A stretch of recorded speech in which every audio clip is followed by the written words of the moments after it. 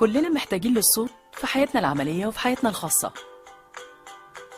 الداعية مثلا محتاج يحبب الناس بصوته في الدين، والطبيب بصوته هيدي الناس أمل وتمسك بالحياة أكتر.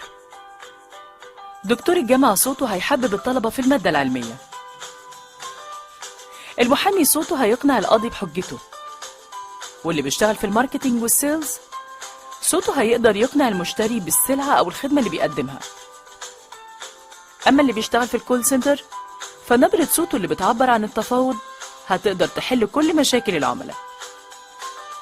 مش بس محتاجين للصوت في حياتنا العملية، لكن محتاجين للصوت كمان في حياتنا الخاصة.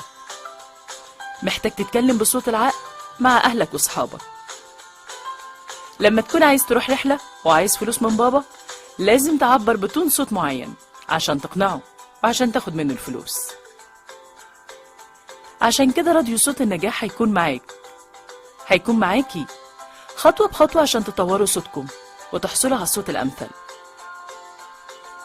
راديو صوت النجاح هيساعدكم انكم تعبروا عن نفسكم بوضوح وثقة، وانكم تقدروا تتكلموا بكل ثقة وتقنعوا اللي قدامكم باللي انتوا عايزينه. راديو صوت النجاح هيقدر يديك طبقة صوت مناسبة.